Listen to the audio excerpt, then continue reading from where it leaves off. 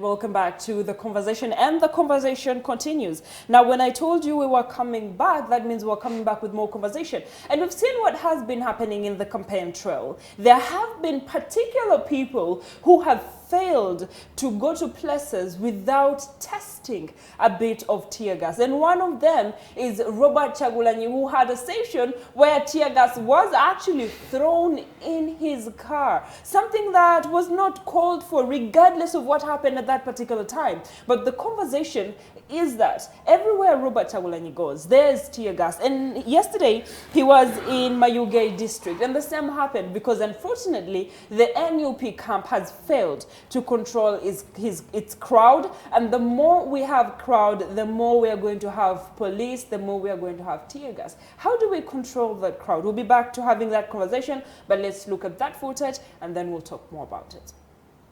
The President Robert Kyagulanyi Ssentamu has today addressed the people of Mayuge, Bugiri, Uganda amidst live bullets and tear gas, which was used by police to disperse the large crowds that had gathered to see Robert Kyagulanyi, the NUP flag bearer. Kyagulanyi, while addressing the masses, talked about Busoga region's history of being an industrial town and promised to revamp it to its old glory.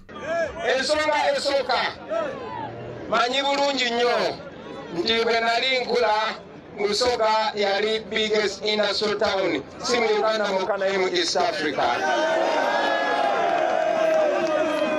Naye kuba Museveni we yawamba ensi yaffe, abaana ba Busoga yabafuula ba slave.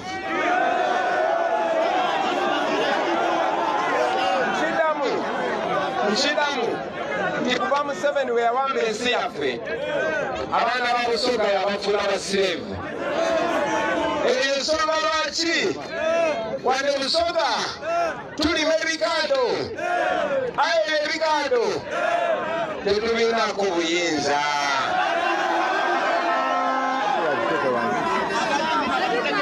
Omwanga otya nti ogenda kulima ebikajjo naye nga gogenda biguza yasalawo ebbeeyi gy'obigula. Omwanga otya nti ogenda kulima ebikajjo naye ate nga n'okubitunda balina okuwa layisinsi. Kati ekyo kitegeeza nti buno bwavu buli politiko. Njagala okubasuubiza nti bwe nabeera pulezidenti, Busoga will be for the Basoga.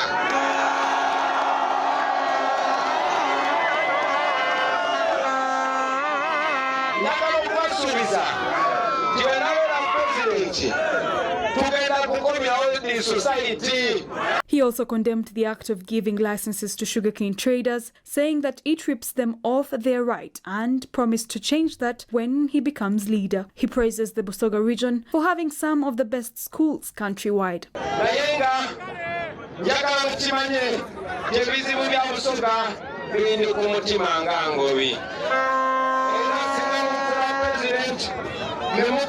The National Unity Platform government empya egenda okuddako.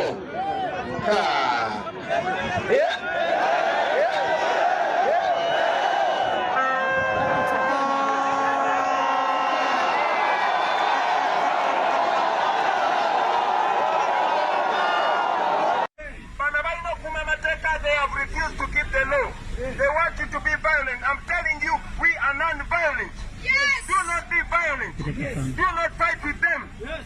That Abraham Asimwe, the son of Rutabahigwa, yes, and a son of Eric Rutabahigwa, and that man called Wezi, and that man called Mohanji, they are breaking the law. Let us all turn back and go to Mali. They want to waste our time. They want is what we are going to go back.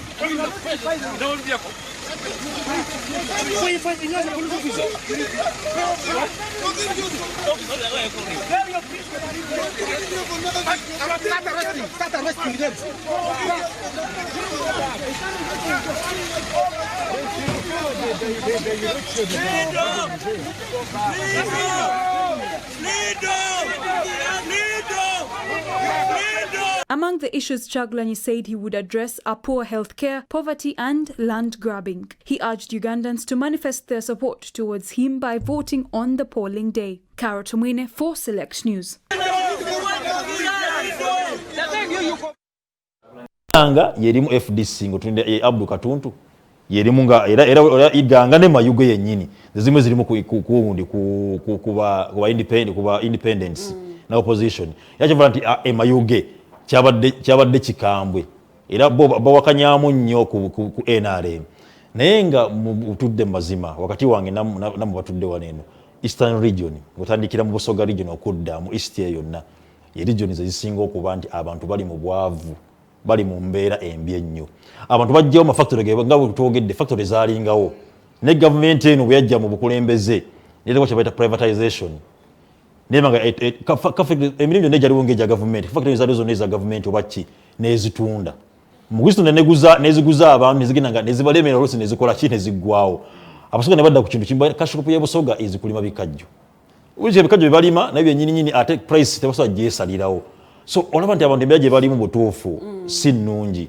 era nga bubwe ne byayogedde nga bacho abogera mu kitundu ekyo yayogedde dagigambe kwatedda ku bannansi naye ayina olutalo lw'amaanyi okuba nti nno ngawe nabagamba nti ayina olutalo lw'amaanyi wakino kyanabagaye kyalina okuwamba bwentunira era Busoga region ayina omulimu munene nnyo okuba nti agiwamba kubanga abantu baayo wengamba bangamba erooko nti balinimu looko y'ekibiina kya NRM bali mu PUK ya NRM kubanga NRM yene kata ate yataddeyo n'empologomera ye Moses Balyeku naye akoze kinene nnyo kuba akosolitinga NRM mu kitundu ekyo bwogenda ko Kadaga bakola omulimu munene nnyo kuba NRM bagikola ki bagiremeza mu kitundu ekyo so okusokera ddala njagala kwebaza honorable speaker yeah Rebecca Kadaga emirimu gy'akoze mu Busoga girabibwako yeah bw'olaba engeri egyalwaniridde eddembe ly'abakyala abaana naliko mu Busoga I think 1 year ago last year naye nkyanyine bino ebintu ebitwogerako wano bituufu gye biti people are not informed. There's lack of information in Busoga. Too much. People are not sensitized on so many things. Na chamala munyamani ni namaka genayitako. Nga 4 girls. None of them was above 18 years. But 2 were pregnant, 2 were already carrying babies. Below 18 years. What exactly is going on? And that is one of the biggest challenge that those people in the Eastern region are facing. Nenebazanti Mama Kadaga agezezako nyo kulabanga there is at least information that is flowing to those people nokubera nti bali empowered.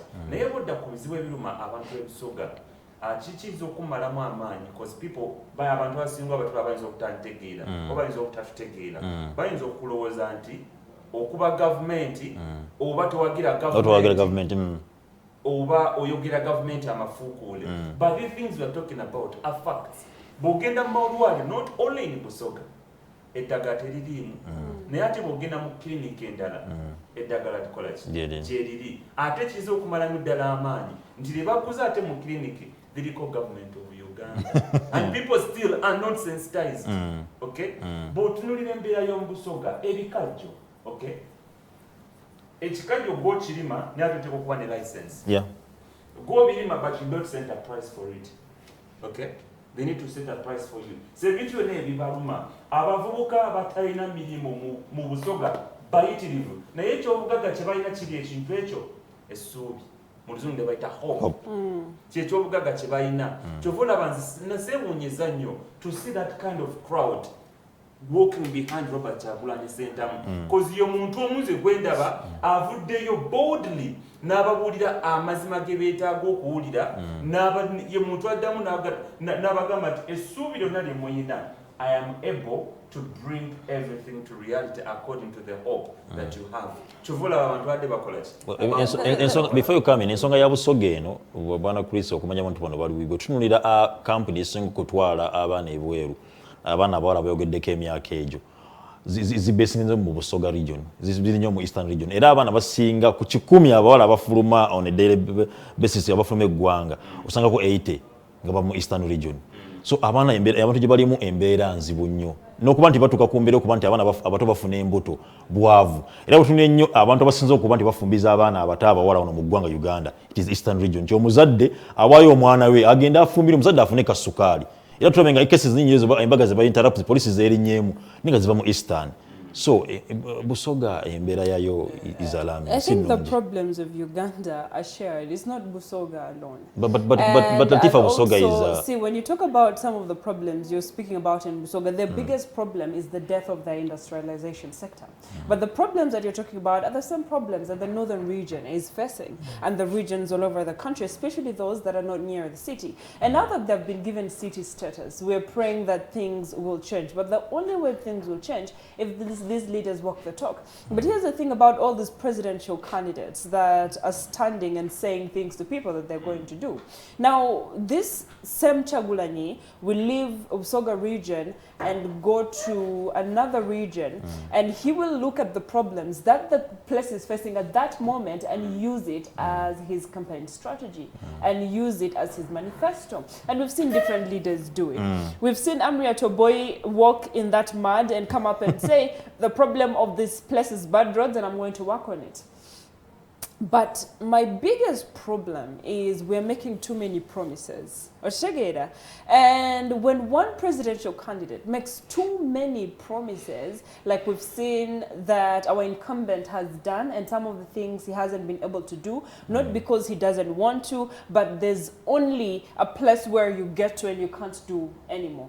And for Robert Chagulanyi to be the upcoming Simba, I call him the upcoming Simba in this political arena, and he's making too many promises. All I am hoping for is that he will walk the talk when the time comes. Because it's not only him, I will repeat it, that is going to different regions and picking the problems of those regions and embedding it in their manifesto. All of them have done that, and they're doing that. So in every region that they go, you will notice that when Chagulanyi was in the northern region, he picked on their problems, especially the electricity problem, and he tapped on it and said he'd work on it. Now he's in Ginger and he's seeing the problem is ABCD, and he picks on that and he says he'll work on it. Now when he goes to the central region, he'll also pick on the problems that he's seeing and he says he'll work on it. And again, I will repeat it, walk the talk when you get to that particular position that you want to get into. Because this time I have promised myself one thing as a journalist, is that I will follow up to the last bit. Because I've said enough is enough about Ugandans starting a conversation and then jumping from that conversation as soon as a new conversation starts. A woman will be raped and killed. And the moment another conversation of a politician dying from whatever it is comes up, you forget about finding justice for this and we jump into another conversation. So we need to follow up these manifestos, and I want to call it a surplus manifesto, because most of the politicians are jumping from their main manifestos, the 5 talking points, and they're moving into the surplus manifestos of the problems of that region. It's not a bad thing, because you cannot use the 5 talking points on all the regions. That's the main talking point that will deal with the whole country, and you're now going to look at the different sub-problems that this nation has, but walk the talk is my concern. It's easy to walk this talk, for as long as if any candidate is able to draw a manual on how he or she is going to deal with the corruption bit of it, and how to manage loans that we get from different countries and the grants that we get from different countries. What is causing involvement in Rwanda? It is not something it's not magic. He dealt with corruption. Kagame dealt with corruption, and there's accountability. But abasajja abatuwa sente, abatuwola sente, and since abazungu tuwola sente, all what they want is accountability. Bogenda mu UN, the number of Rwandese that are serving mu UN, you can't compare to what? To Ugandans. Bali abantu bayina amazima. And Kagame dealt with corruption. Until Canada when what they sent, until they call ABCD, bagenda kuwayo accountability in accordance to how that money was spent. Te Canada tejalemera kudda mukola kikuba wa sente. Bwe twogerera kati Zambia ola mawulira gafulumye nga Zambia mu Africa yensi jibatagenda kuddamu kuwola olw'ensonga amabanja gajjudde ate bagambye next country could be Uganda. Bw'otunulira wano nti sente ze twewola interest rate ebeera ku national budget yali 9.6. It's a lot of money. 9.6% is a lot of money. Naye ne bwe tuba tuzeeboze accountability tevaayo naye oba evuddeyo sente ezimu ziba zakola ki zabbibwa. So obuli bw'enguzi bwe butulwadde obukyasinga okuluma ensi yattu Uganda singa omukulembeze yena ajja ku ntebe asobola okudiringa n'obuli bw'enguzi bino byonna bye boogerako okutuukiriza manifesto zaabwe kisoboka. It can be done. Only that a lot of money is swindled through corruption and wasted. Now, ladies and gentlemen, on that note, let's take another breather, and we'll be back with Adams Bayambala, who will be telling us what is happening outside this country. For now, it's a good morning.